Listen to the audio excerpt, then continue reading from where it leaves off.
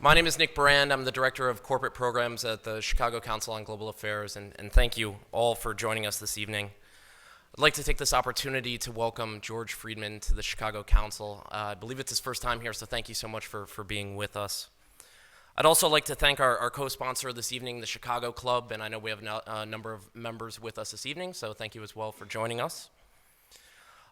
This evening's program is made possible by Council's membership support. So if you are not a member and you're interested in becoming a member, please see Council staff at the registration table and they'd be more than happy to assist you. We are on the record this evening, so while you're welcome to use social media, please do silence your phones. Our distinguished fellow Dick Longworth will be doing a write-up of this evening's event that'll be available first thing tomorrow morning on our website. We're also live streaming this evening, so the video will also be available almost immediately after the event, also on our website. After the program, George Friedman's recent book, Flashpoints, The Emerging Crisis in Europe, will be available for purchase and signing in the rear of the room. And we have a number of exciting programs coming up. On February 10th, the former Vice President of Costa Rica, Rebecca Grinspan, will be in conversation with the Council's Phil Levy on Latin America economic growth after the commodity boom. On February 12th, Indian economist Omkar Goswami will deliver the Aon Lecture on Asian economies, this year discussing India, a new deal for New Delhi. On February 24th, Ambassador Chris Hill, former Assistant Secretary of State for East Asian and Pacific Affairs, will be discussing the North Korean conundrum. I'll return to moderate the Q&A portion of this evening, but right now, to introduce George Friedman, please join me in welcoming the Chairman of Satter Investment Management, Munir Satter.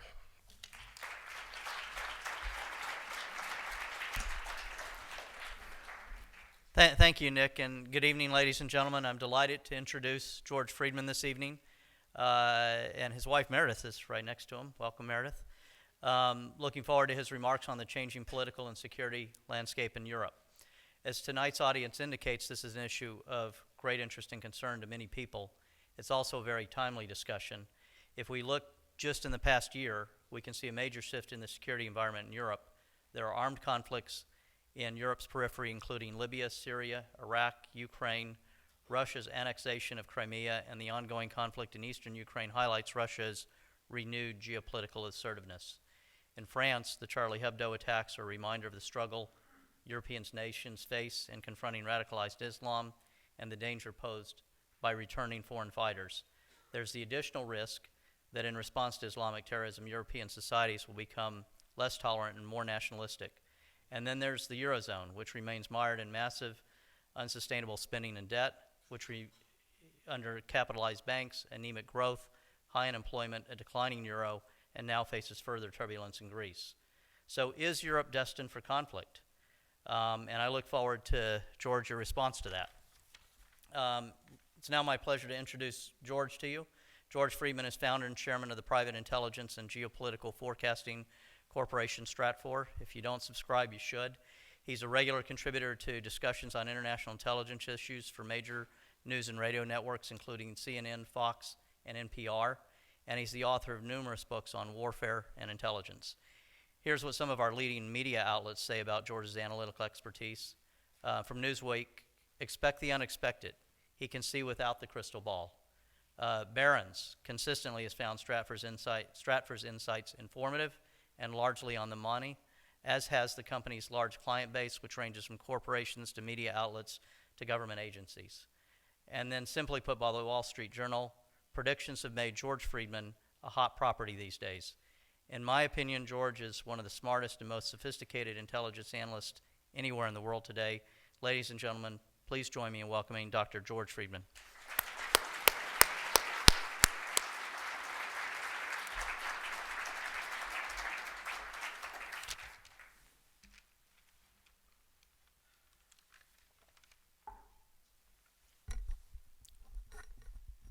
In any sane city, I'd be speaking to an empty audience. Thank God I'm in Chicago. Let me begin by trying to explain why I wrote this book. There were two reasons. The first was that in a book I wrote and published early in 2008, I had said that the European Union was an unsustainable entity. On the one hand, it gives me great pleasure to say, I told you so. But more importantly, if Europe becomes unstable, one of the central elements of the international system becomes unstable. Europe, after all, has a larger GDP than the United States, taken together. There are consequences. Europe is clearly becoming unstable, and therefore we must start contemplating the consequences. But there was also a more personal reason. I was born in Hungary, and my life and that of my parents, my family, was shaped by the geopolitics of Europe. My parents were born just before World War I. Their fathers, their brothers, elder brothers, fought in that war against Turkey and against the Russians. They, during the interwar period where it seemed like all this was over, they met, they fell in love, they married, they built a business, and they were swept up in the next geopolitical wave. But it couldn't happen. Germany once again. They were Jews, they survived the concentration camps, extraordinarily a family where everyone lived, which at that time and place was remarkable for anyone. And then, thinking it was all over, they started their business again. But of course, the Russians had occupied Hungary, the Soviets. The Americans were on the other side, to the west, a few hundred miles. And once again, geopolitics swept up my family. My father had been a social democrat in his youth. By this time, he had no politics. His view was that geopolitics is what destroyed you, and politics is what made it impossible to escape. But still, he was on a list. And being on a list in those days was a very bad thing to be. His brother was a communist and a member of the secret police. They had not spoken to each other in 30 years, having disputes over the precise meaning of terms in the 1844 manuscripts, plus who insulted who at the last bar mitzvah. It was a typical family. That led my father to decide that he had to leave or die. He had spent his life making decisions like that. And so on an August night in 1949, I was 6 months old, I was drugged and put on a rubber raft, along with my 11-year-old sister, who extraordinarily was not drugged, was awake. But then she had lived through everything. My mother got on board, my father got on board, and we paddled across the Danube to Czechoslovakia. For complex reasons, that was the way to escape. Searchlights, I'm told, were playing on the water. Machine guns in guard towers were trained. And it was a moment of life and death. We survived. I came to America, and then the Cold War shaped my life, not as painfully but as intimately as it shaped my parents' life. For me, I'm not just an American, but now I'm a Texan, and you can't get more American than that. But I didn't speak English till I was 7, and I still speak of Hungary as home in the vernacular of my family. So this book is also about a fundamental question that's personal. Is it really over in Europe? Is the slaughter that started in 1914 and ended in 1945, or began 2,000 years ago with the Romans and never ended, is it over? And that question is crucial because that's what the EU promised. It promised peace and prosperity, that it would be over. I once asked my father why he never went back to Europe. After all, it had changed. He says, the Europeans never changed, they just pretend it never happened. So the question of this book, both intellectually and personally, is, has it changed? Will the EU survive? Will the promise of peace and prosperity endure? And if it doesn't, what comes next? This is, for me, the existential question of my life, but it is for all of us a question that will reshape our lives, regardless of what the answer is. Europe matters. Europe has always had this belief in its own exceptionalism. We talk about American exceptionalism, but the Europeans truly were exceptional. There was a paradox built into Europe. Europe invented humanity. And what I mean by that is this. Before the European age of exploration, the Congolese had no idea the Mongolians were there. Mongolians had no idea the Aztecs were there. And the Aztecs had no idea the English were there. We lived in little planets, separated and discrete. The Europeans brutally kicked down the walls so that there was no longer, by the end of the European adventure, any culture that didn't know that it was not alone. And with doing this, Europe conquered the world in a way it had never been conquered before and invented humanity. It also conquered nature. It transformed nature. So on a cold winter night in Paris in 1913, you could banish the dark and banish the cold and extraordinarily hear Mozart. And for all the crimes of Europe, Mozart makes up for many of them. Any continent that creates that. It created a single humanity. But the paradox is, while it conquered the world, it never conquered itself. Europe was unable to unite. The Spaniards attempted it. The French attempted it. The Germans attempted it. The British sort of attempted it. But no one could bring together all of Europe into one entity. Had it done that, it would still rule the world. But it couldn't, because Europe is a place divided by geography. Peninsulas on peninsulas, mountain ranges blocking your way, rivers that don't flow to the right place, seas between you. And ultimately, it is a place that is the second smallest continent in the world. Only one smaller is Australia, and that's only if you count it as a continent. My wife's Australian, so I like insulting her. It's a big island. There are 52 sovereign states in Europe, and you can drive in 3 hours and hear 4 or 5 languages spoken, and encounter 4 or 5 countries that bitterly despise each other, as much as my father and my uncle did, over things that happened centuries ago. The depth of the malice of Europe can never be measured. My mother, who was a very fine lady, could not say Romanian without spitting on the floor. This was absolutely required. When I visit Romania now, they say Hungarian as if it's a curse.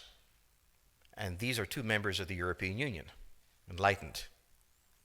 One should never underestimate the degree of division in Europe.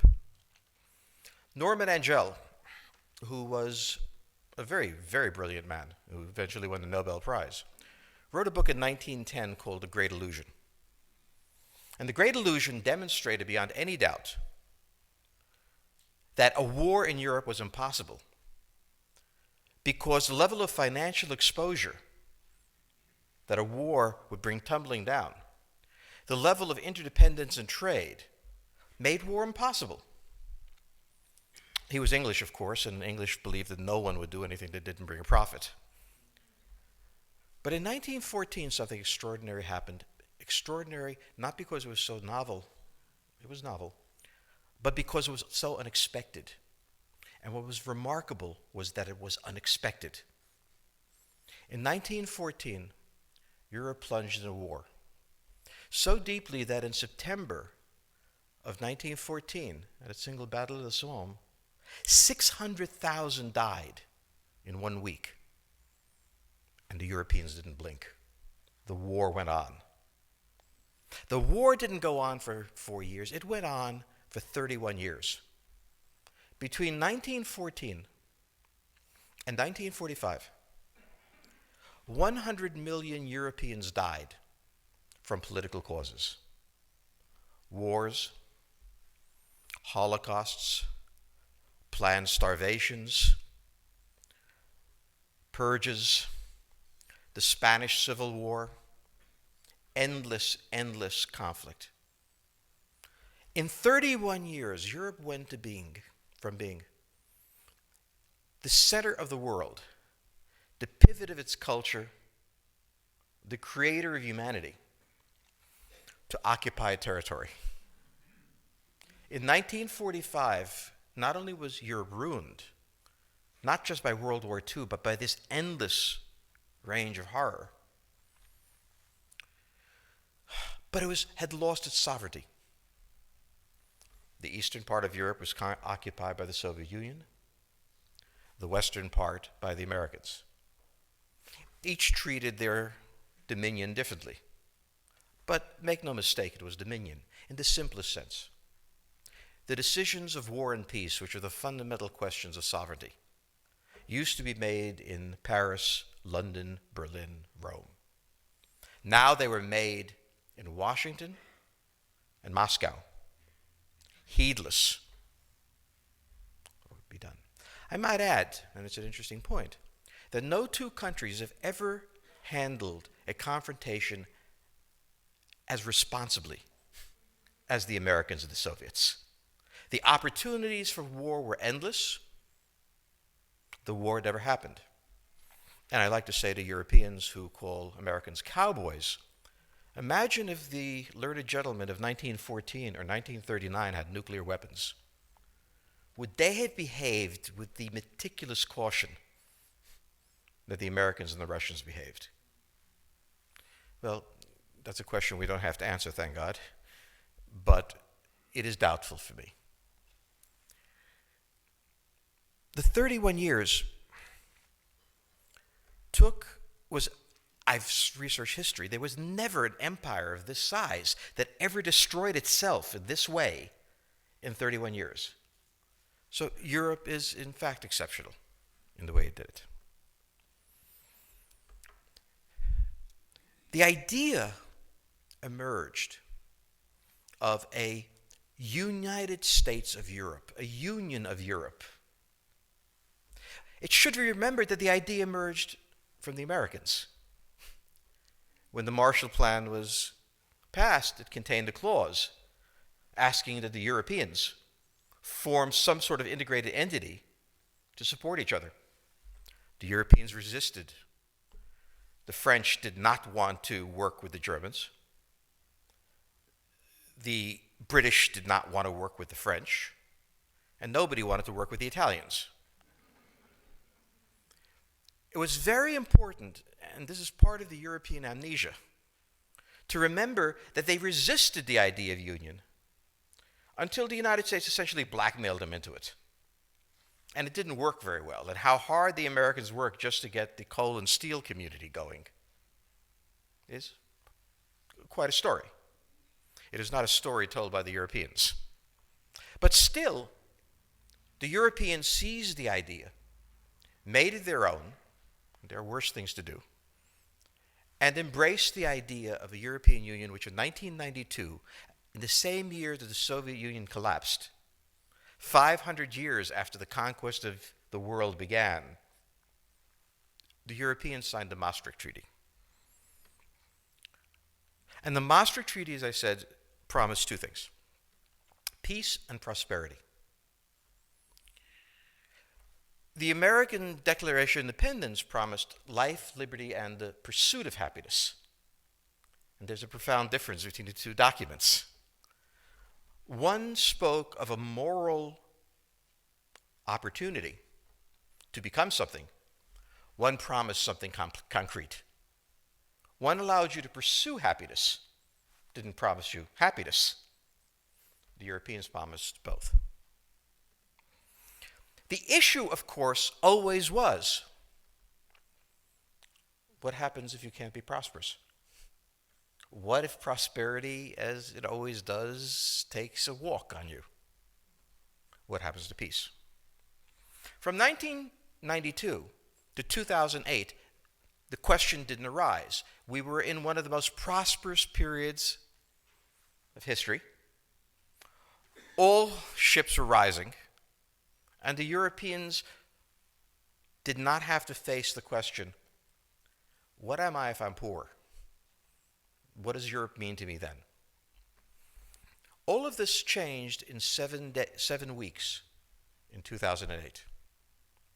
On August 8th, 2008, Russia invaded Georgia. This is extremely important. First, there had already been a terrible war in Europe in the 90s. In Yugoslavia, 100,000 dead. But the Europeans explained Yugoslavians really aren't Europeans. But here was Russia, clearly chastened by its experience in the Cold War, the Second World War, the First World War, and one would think now committed to a liberal strategy, invading Georgia. Suddenly it had returned to history. Suddenly the idea that we'd all passed out of this phase, it came back at us. Why did the Russians invade Georgia? They didn't really care about Georgia. It wasn't that Putin hated Saakashvili. Everybody hated Saakashvili. But that wasn't it. The United States had staged a series of colored revolutions throughout the Russian periphery, one of which was in the Ukraine, the Orange Revolution. And the Russians saw in this Orange Revolution the intent of the Americans to destroy the Russian Federation.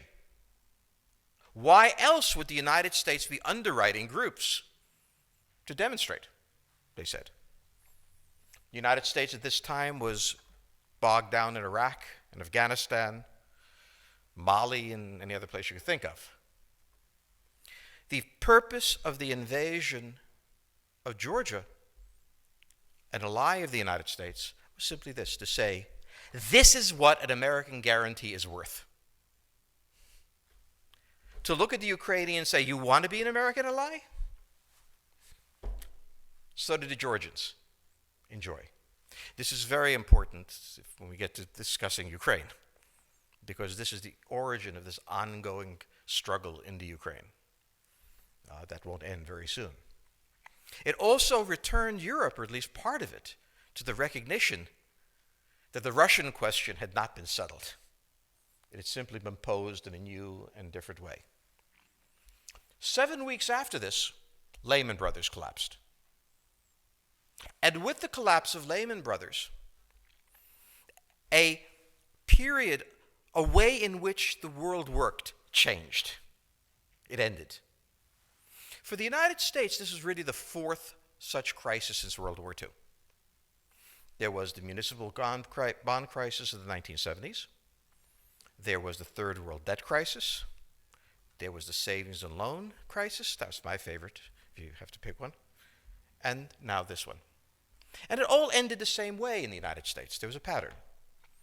First, there would be total irresponsibility, even from a personal point of view, in the financial community.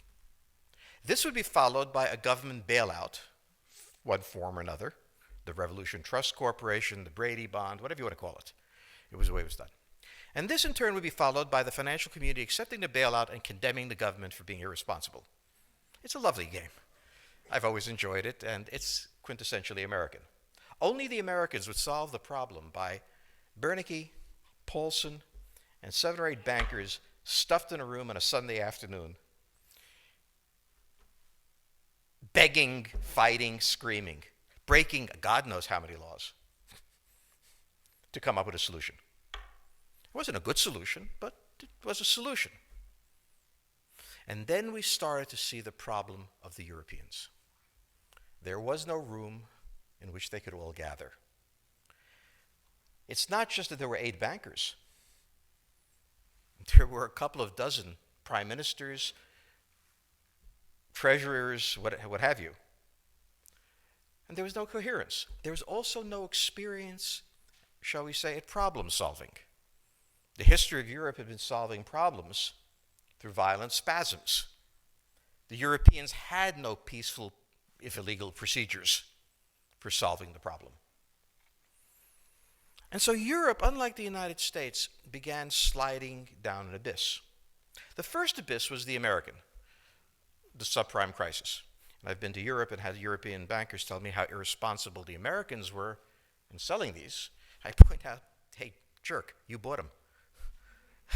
That seems not to have entered the European mind, but it's always a pleasant moment when you do this.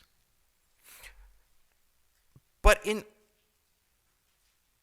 confronting the subprime crisis, Europe discovered a basic flaw in its system. And that flaw was Germany.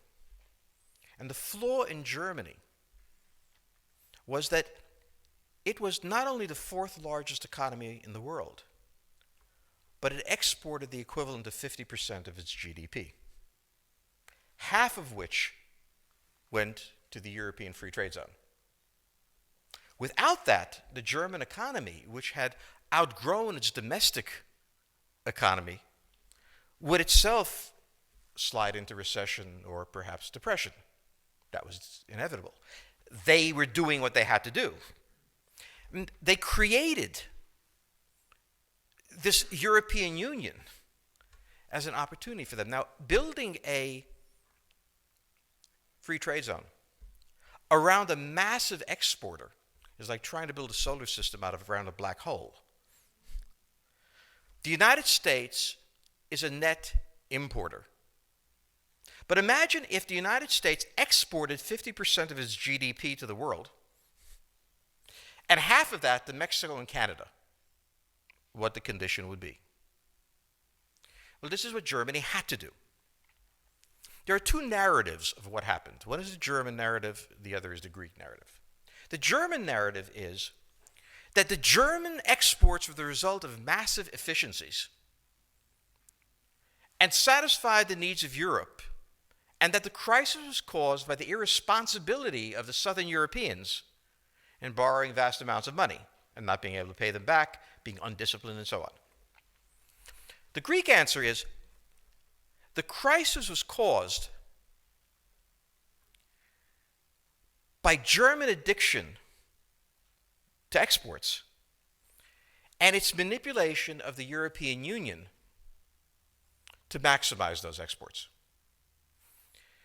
The euro was priced somewhere on the borderline between preventing inflation in Germany while facilitating German trade, while, of course, Southern Europe needed a much cheaper euro so they could export. The rules of Brussels were crafted in such a way that entrepreneurialism, small businesses, were very difficult to fund. First, in the countries, the tax structure was such that the risk-reward ratio here made little sense. On the other side of the equation, bankruptcy, as we know it here, is not the same in Europe. When you hire an employee in Europe, you don't so much hire him as you adopt him. He comes home with you, he looks in the refrigerator. That is the reason there is no Google challenging Siemens. The large European corporations, modeled by the 1950s, never re-engineered themselves. They never felt a Microsoft coming at them, a Google coming at them. A digital equipment never collapsed into Hewlett-Packard, who in turn collapsed into, or is not collapsing, or who knows what, into something else. The German welfare system ultimately depends on these corporations. Siemens is like General Motors was in the 1950s. It operates in a non-competitive universe, and it's able to employ large numbers of people on very favorable terms, rising upward. If Siemens had to compete with a rising tech company out of Macedonia, they couldn't afford those things. So where the Germans, the Greek version say, condemn the Greeks for their welfare system, The Greeks say, at least we paid for our welfare system to the extent we could. You are subsidizing your welfare system by running corporations exporting massive amounts here. Who's right? It doesn't matter. They can't live with each other. The question became, who should pay for the inevitable sovereign debt crisis? Why was it inevitable? Because any serious economic activity that took place in most of these countries was in the black market. Why? Because legally, the constraints on entrepreneurial behavior were so enormous that you couldn't take the risk. We have a friend in Romania who created bolts. First thing the Germans did when they discovered there was a bolt market was they came in after the bolt market. The Germans don't just stay up here, they'll go anywhere for exports. I asked him, how many men do you employ? He said, what do you mean employ? He said, how many trucks do you own? Oh, it's a very complex question. What he was doing was being entrepreneurial in the only way the EU allowed you to be entrepreneurial, on the black. Not that my friend would have paid taxes if he could have, but certainly it was illegal and he didn't. But of course the Romanian government encouraged him to do this because they understood that without this, unemployment would be stunning. You created a kind of strange shell game. Question then was, how do we repay the sovereign debt that couldn't be paid because the tax base wasn't there?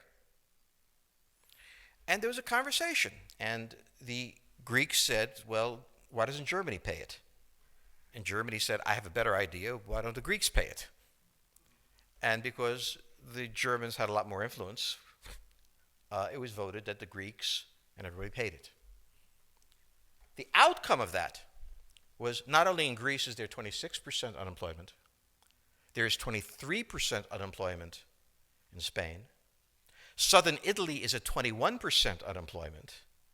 The entire Mediterranean littoral, the northern littoral, has been devastated. It is not that its Mediterranean countries can't do this. The Turks grew at 7, 8, 9% a year for 10 years. Why? They weren't in the EU. Their great good fortune was that they weren't admitted. So it is not that Southern Europeans are inherently shifty and lazy and dishonest, because I assure you I have known many Greeks who are shifty, lazy, and dishonest. Still, they could grow their economy. The members of the European Union, on the other hand, couldn't. They couldn't because of the complex relationships that have been built up that tilted the system to the north. Germany has 5% unemployment. France is now, I think, 12. I'm not sure, somewhere between 10 and 12. But Southern Europe is in depression. Its unemployment rate is the same as the U.S. unemployment rate was during the Great Depression. It is not in recession. It is in depression. The difference of depression and recession is very simple. In a recession, you're in a cyclical process where marginal businesses are culled. In a depression, very healthy businesses can't function. As a result, if you do qualitative easing, I love that name for printing money, it's so cool. If you're, printing money to stimulate the economy, you will find that the businesses you need to take this money and turn it into jobs aren't there. This is why FDR never solved the American Depression through his policies. It took World War II to do it. You can't stimulate an economy that's been structurally damaged. Southern Europe is now in a position that for a generation, at least, it will not recover. This is not a marginal event within the business cycle. This is not a relatively intense business downturn. This is a social catastrophe. Now, we have to consider what kind of social catastrophe it is for a moment. When the poor get poorer, they understand the grammar of poverty. It has not changed their lives, it has made it harder. The people who have been devastated in Europe, Southern Europe, by austerity, are government workers. Now, When you say government worker in the United States, you think of that unpleasant woman in the Motor Vehicle Bureau who definitely deserves not to have a job. But we are talking in Europe of doctors, electrical engineers, because the European system expands the state so massively that it just encompasses the professional classes to an enormous extent. It is said that the black market makes it not so bad. It's actually worse. We have a friend who's an architect in Greece who used to make $3,000 a month, and that was cut to $800 a month. So the unemployment rate hides the impoverishment. When you're middle class, when you're a professional, and you lose your home, when you lose the chance of the life you thought you had, and unemployment among 25-year-olds or less is over 50%, you have now entered a world you never expected to be in. And for a while you think this is temporary, they'll figure it out. But after 6, 7 years, you realize, no, this isn't temporary. I was 43 when I lost my job. I'm 50 now. It's not going to get better. This is my life. And this is the dangerous point. Because in Europe in the 1920s, when the professional classes in Germany reached this point, they responded by looking for an explanation and for someone to lead them out of there. And a little man with a mustache appeared. And he was persuasive. One of the things I think Americans don't understand, and that the European financial elite hasn't a clue about, is the social catastrophe taking place in Europe. They are so obsessed with the health of the banks that they assume that if the banks are functional and bonds are being repaid, they're safe. But they're not. Because the biggest danger that any financial magnate has is a 75-cent bullet.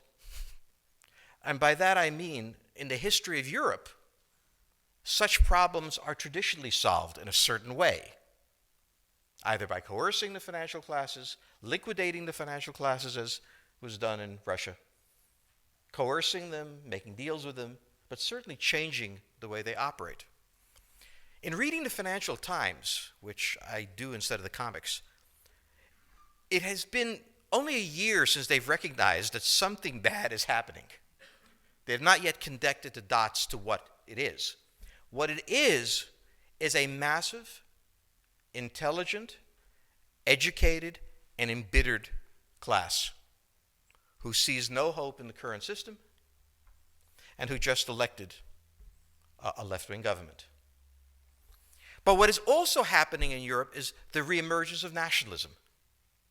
The way in which the central bank organized quantitative easing was to take national banks, give them money, so that no other country, particularly Germany, would be liable for anyone's defaults. But also did something very important. It made QE palatable to the Hungarians or to the Hungarians were involved, to the Italians and so on. It was something that at least was under the control of their national compatriots.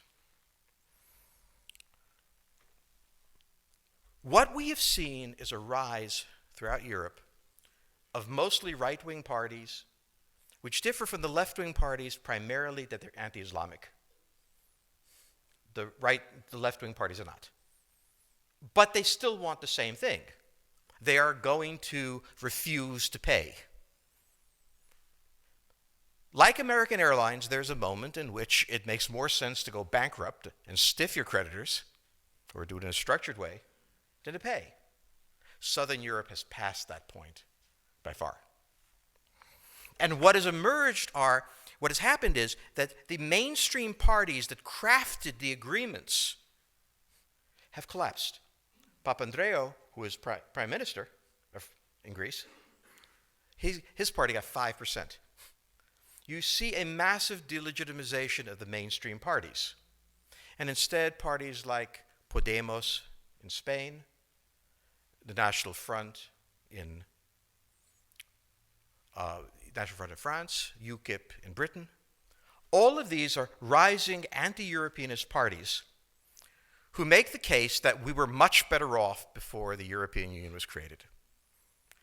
But also emerging is the old hatred. Everybody hates Germany. Germany has contempt for everyone else. We've been here before.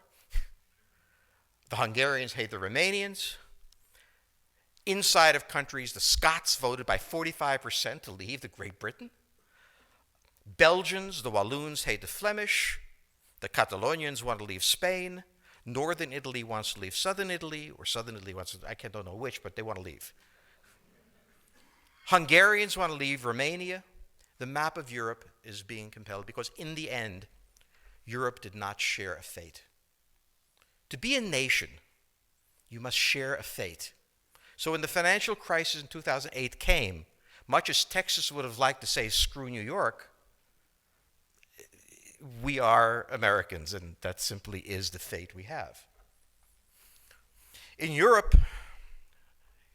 the myriad languages and histories and cultures and animosities are still there. They could never get rid of it, which is why they built the EU on top of these. And so did we. When we built these United States, as it was referred to, it was a collection of sovereign states. And at a certain point, for good reasons, bad and indifferent, the South wanted to leave the Union. So there was a conference held for 3 days at Gettysburg. And in this conference, it was decided that the Northern view in general would prevail. If not now, then in a couple of years. Who will die for European Union? Who would give his life for an entity that existed to promise him prosperity and peace? It is a contradiction in terms. We hold these truths to be self-evident, that all men are created equal.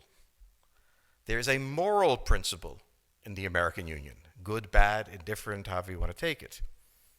The European Union was purely prudential. It's good business. Join the European Union, make money, don't get drafted. Well, the noise from the east is deafening. And the countries on that eastern frontier, Poland, Hungary, Romania, have realized something very important. The rest of Europe doesn't care. The United States does. I mean, we're not going to miss a war just because it's far away.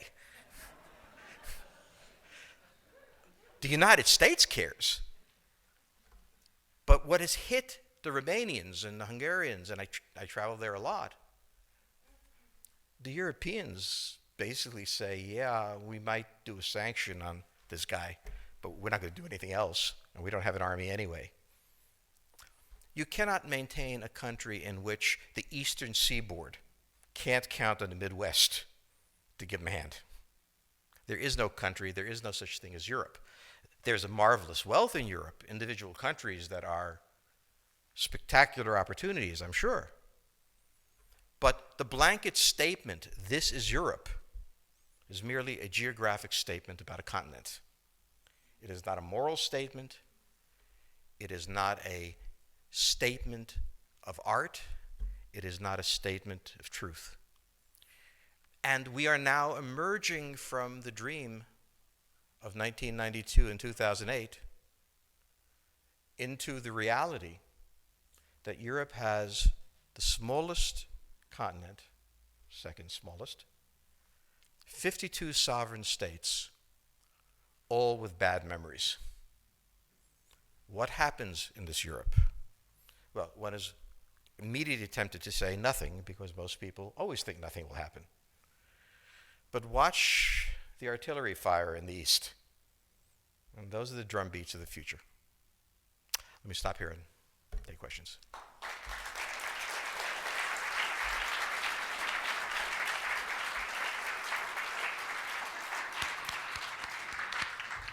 Well, we'll now go out to the question or the audience for your questions. So if you can, please raise your hand, and if you can, please make your question a question. Yes, right here in the middle, please. Mr. Friedman, thank you for your analysis. Very much appreciated. If you are in Ukraine right now and you're the Ukrainian government, and or the, let's take it past the government, but the people. And technically the people should be the government, but that's a whole different issue at points in time. What do you do? Do you look to Europe, who has been criticized by Putin himself as the scourge of the earth, or do you look to yourself? Where do you look? What's next for Ukraine? Well, the first question you ask yourself, are you a Ukrainian speaker or a Russian speaker? Because Ukraine contains both.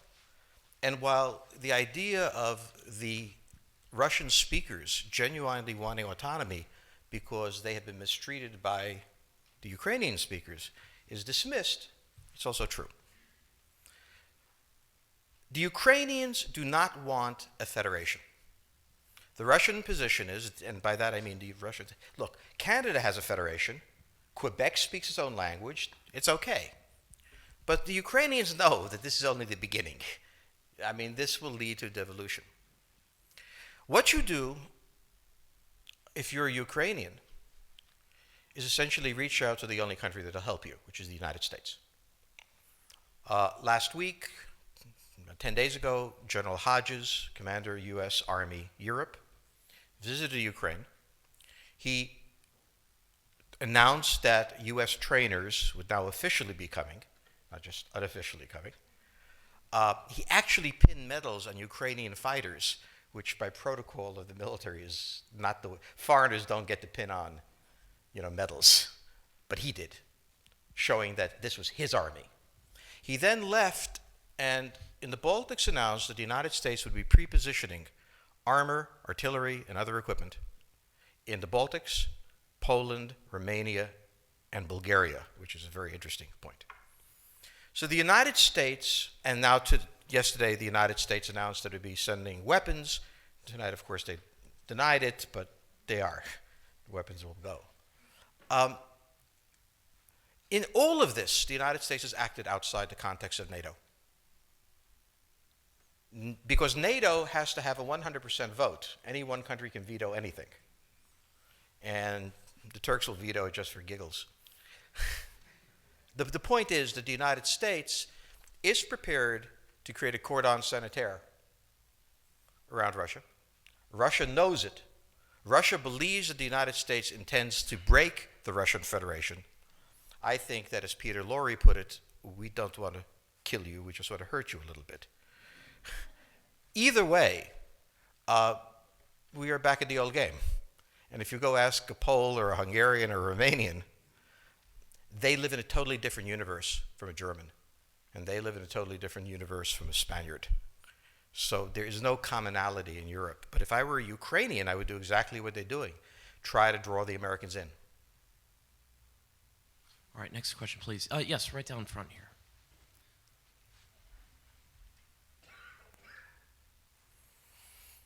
Thank you, Dr. Friedman. In the next 100 years, you sort of correctly predicted, Russian belligerence, and it was sort of, demographics kind of drives destiny. You seemed, as I'm recalling, you seemed less impressed with Western Europe, but you thought Poland, Turkey, and Japan might be countries to watch. It's been roughly a decade since you published that book. Are you rethinking any of the predictions or assumptions you made in it? Only that the time frame I expected was going to be longer is turning shorter. I said in the book that the Ukrainian crisis would blow about 2015. I also said that I expected Russia to begin disintegrating around 2020. I may have given them too much time. Under the current circumstances, the framework of Russia is that the central government collects the money and gives the oblasts and the towns money. Under the current circumstance, I'm not sure how much money they can give. We're back at Yeltsin's stance. Now, the thing to remember is, in the long run, next 3 or 4 years, the Russians may be toast, but they become more dangerous the poorer they are, and they fight better. As a Russian told me, you wouldn't have predicted that we could beat the Wehrmacht from the state of our economy, but we did. You Americans always think of yourself. We don't work that way. We can handle this. I don't think they can handle the full pain that's come on them, because I think that oil prices are perpetually going to is a new normal, but that's another story. However, in looking at the Russians, I don't think they can survive. So Poland, we've already seen take a much greater role in affairs of Europe, be much more decisive. Turkey has certainly held back its strength. It doesn't want to release it into Syria, Iraq, but it ultimately is going to be it. And Japan remains the major power of East Asia, not China. Japan's army is capable, larger than the British Army, has an excellent air force, and it doesn't have 1 billion people living in poverty on the level of Bolivia. So I don't see any need to change that. I'm a bit worried about the timing. That is to say, it may happen faster. The one thing that I'm proudest of is that I did say that the United States would remain the dominant power and recover the fastest from the 2000. It wasn't 2008 yet, but the meltdown was clearly coming. All right, next question, please. Yes, right down in the middle here, please. Essentially, Europe devolved its defense to the United States for 50 years. So what are the implications for the future of European pacifism? The question of European pacifism, I think, is going to be determined within European countries. That is, the stress within European countries like Belgium, like Italy, like so on. I don't see major international war breaking out except along the fault line between Russia and the European peninsula. But what I'm struck by is how many secessionist movements have arisen in Europe at this point. And that nothing is more bitter, as Aristotle pointed out, than a civil war. And that's what I'm afraid of, which is that when I see the Catalonians damning the Castilians, I remember what it looked like. No place is really pacific for very long. I mean, neither the United States, we have constant wars, okay? Europe will, I suspect, not return to the 31 years, but it will return to humanity. They will have their wars, they will have their peace, they will live their lives. It will not be 100 million dead, but the idea of the European exceptionalism, I think, is the one suffering the first death. There will be conflict. There was conflict in Yugoslavia, and there's certainly conflict now in Ukraine. As to the relationship to the United States, we no longer have a relationship with Europe. We have a relationship with Romania, we have a relationship with France. There is no Europe to have a relationship with. Yes, the gentleman in the fourth row over here. Excuse me. By the way, I'm a subscriber. Thank you. Is Islamic extremism really the major threat to the United States, and will it die on its own, or will it keep growing? It is a problem to the United States. It is not an existential threat.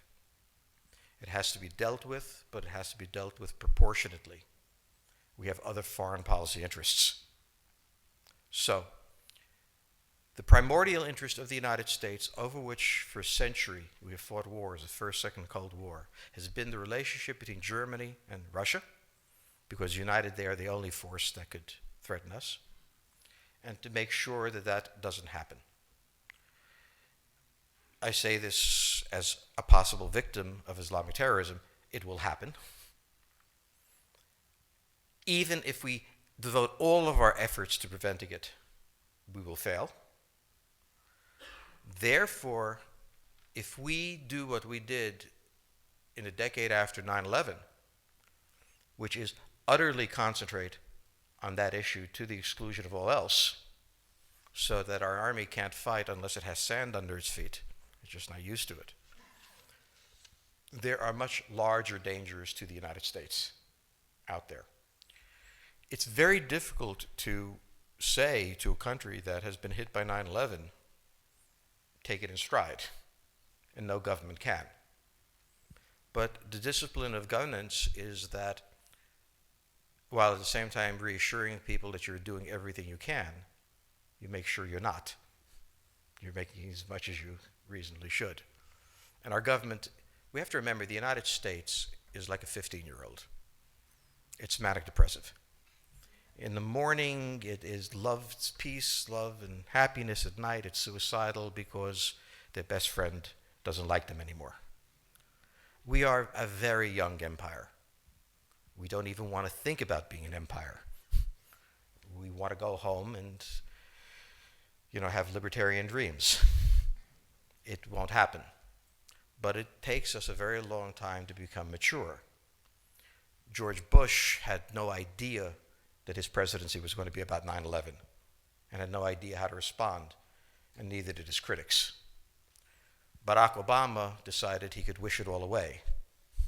If he was nice, they won't try to blow him up.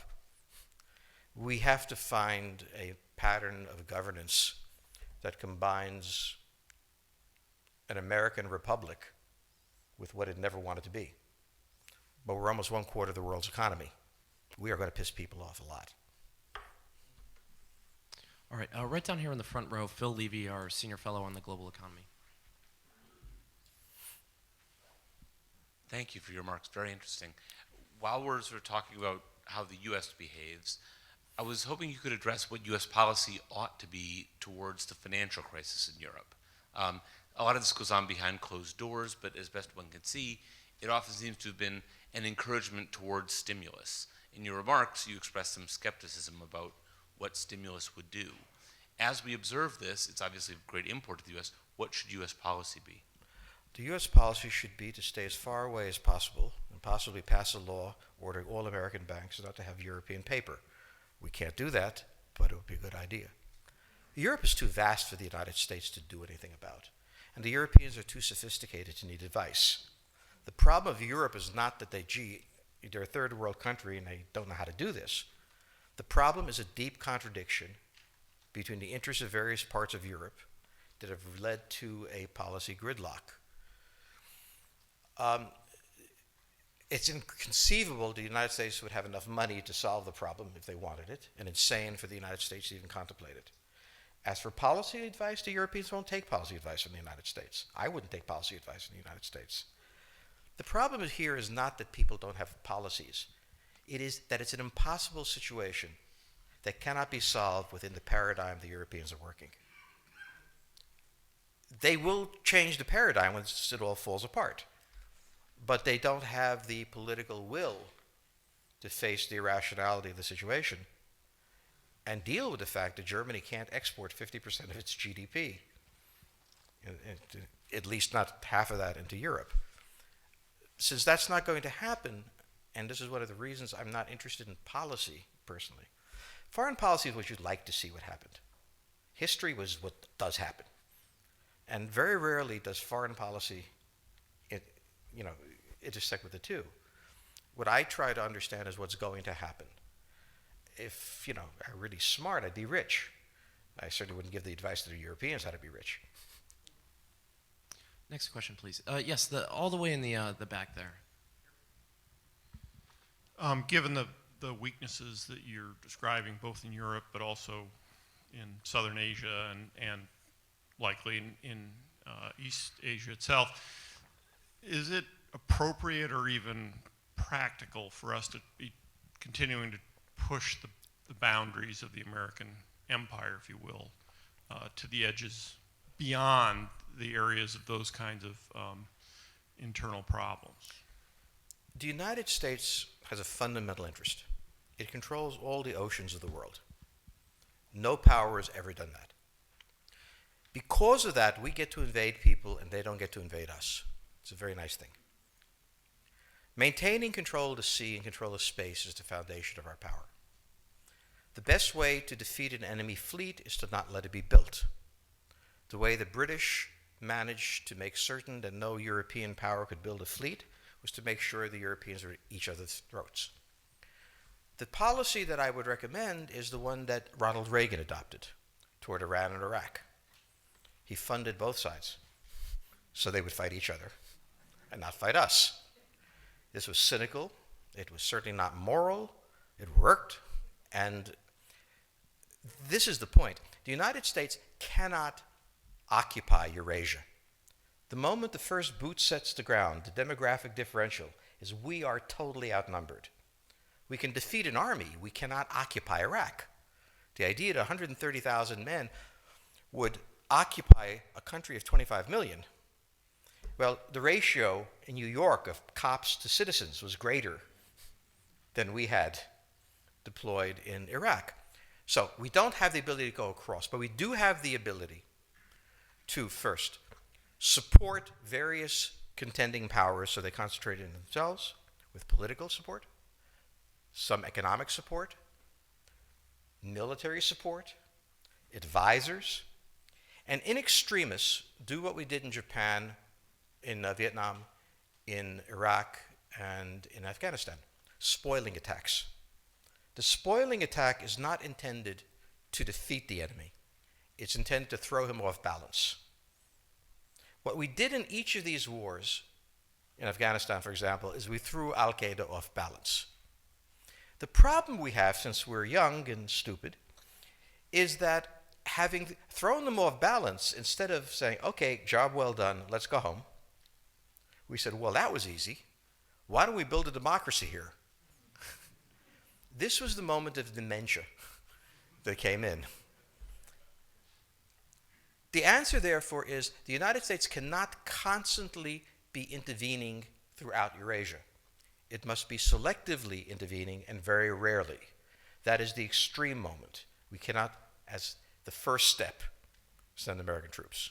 And when we send American troops, we have to clearly understand what the mission is, limit it to that, and not develop all sorts of psychotic fantasies.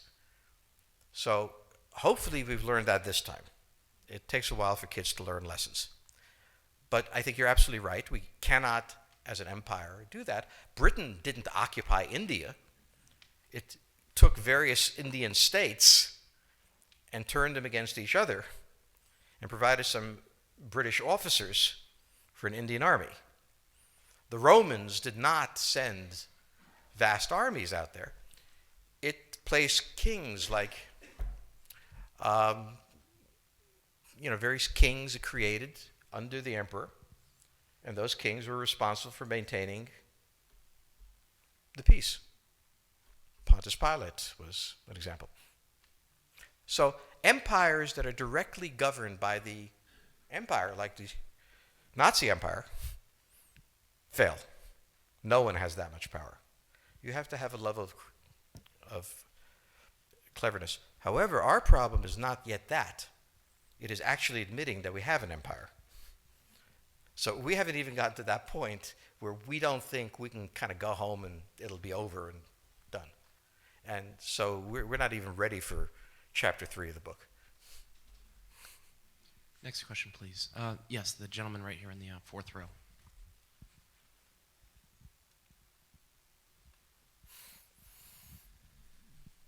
So I infer from your comments that the euro as the currency will not survive. What will that look like and how fast will it occur?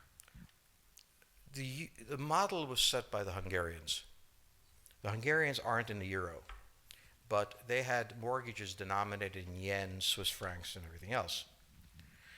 When the forint went south, the Hungarian government stood for its homeowners and said, we will repay you in forints, and you will get 60 cents on a dollar. It's more complicated, but basically that.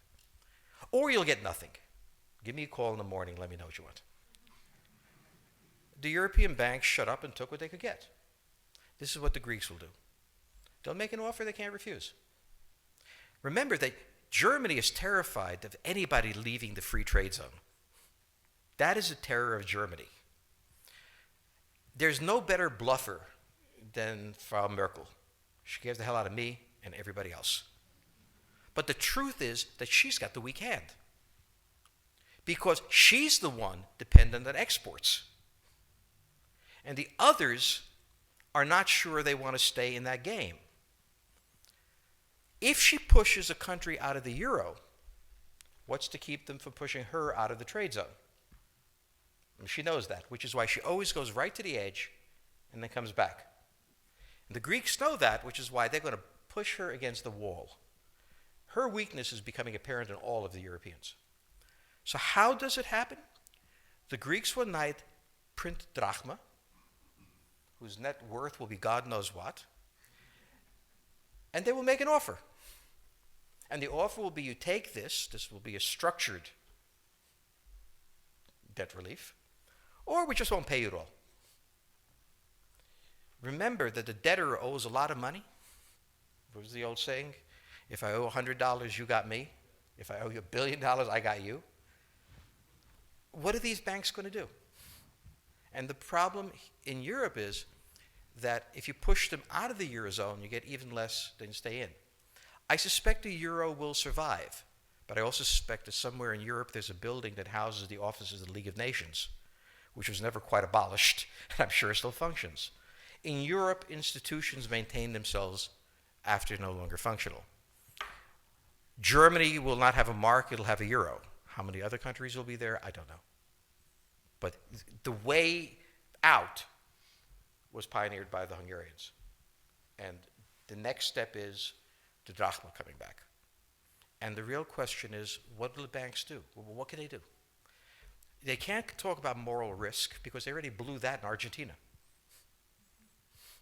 I mean, they already know, all of Europe knows that going bankrupt, whether you're Argentina or American Airlines, doesn't mean the end of the world. And the Germans have done everything they can to make it more attractive to bail than not to bail. Now, whether they do it within the euro or some other currency is less interesting than they are going to default. And the question is how managed it is. We have time for maybe one more question. We've taken a lot of questions from men this evening. Are there any women in the question that would like a... Yes, the Consul General from Croatia. Croatia. Horvatok. Stephen, she's the Consul General Yes, from Croatia. I think as a student of history, you'd remember we lived in personal union for 700 years or so. And people speak of Yugoslavia, they never speak of Croatia and Hungary spending 7 centuries together. Sorry, this was a digression. Is it in the U.S. interest to dispense with Russia as a European power? Could I add? I didn't hear you, I think. Is it in U.S. interest to dispense with Russia as a European power? With Russia as a European power? Yes, I'm just curious, how do you foresee the architecture once it implodes? What will happen? It's a frightening scenario. Can you tell us a bit more? Well, remember the structure of Europe. From St. Petersburg to Rostov, you draw a line. To the west of it is the European peninsula. To the east is Russia. No one has ever permanently occupied Russia. But Russia has always moved westward. Now it's its furthest point east. The line, incidentally, is roughly the border of the Baltics, Belarus, and Ukraine. The question on the table for the Russians is, will they retain a buffer zone that's at least neutral? Or will the West penetrate so far in the Ukraine that they're 70 miles away from Stalingrad and 300 miles away from Moscow? For Russia, the status of Ukraine is an existential threat. And the Russians cannot let go. For the United States, in the event that Russia holds onto the Ukraine, where will it stop? Therefore, it's not an accident that General Hodges, who's been appointed to be blamed for all of this, is talking about prepositioning troops in Romania, Bulgaria, Poland, and the Baltics. This is the intermarium, from the Black Sea to the Baltic, that Pilsudski dreamt of. This is the solution for the United States. The issue to which we don't have the answer is, what will Germany do? So the real wild card in Europe is that as the United States builds this cordon sanitaire, not in Ukraine, but to the west, and the Russians try to figure out how to leverage the Ukrainians out, we don't know the German position. Germany is in a very peculiar position. Its former Chancellor, Gerhard Schroeder, is on the board of Gazprom. They have a very complex relationship to the Russians. The Germans themselves don't know what to do. They must export. The Russians can't take up the export. On the other hand, if they lose the free trade zone, they need to build something different. For the United States, the primordial fear is Russian capital, Russian technology, German technology and German capital, Russian natural resources, Russian manpower, as the only combination that has for centuries scared the hell out of the United States. So how does this play out? Well, the U.S. has already put its cards on the table. It is the line from the Baltics to the Black Sea. For the Russians, their cards have always been on the table. They must have at least a neutral Ukraine, not a pro-Western Ukraine. Belarus is another question. Now, whoever can tell me what the Germans are going to do is going to tell me about the next 20 years of history. But unfortunately, the Germans haven't made up their mind. And this is the problem of Germany always. Enormously economically powerful, geopolitically very fragile, and never quite knowing how to reconcile the two. Ever since 1871, this has been the German question, the question of Europe. So to answer my faithful colleague of 700 years of empire, where Hungary and Croatia was joined, I didn't think you enjoyed that much.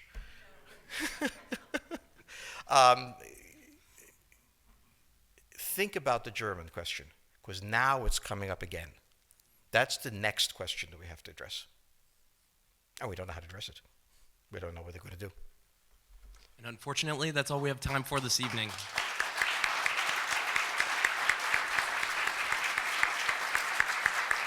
Thank you so much. Thank you so much, George Friedman. He'll be signing copies of his book in the rear of the room. Thank you as well to the Chicago Club for co-sponsoring this evening. Good night.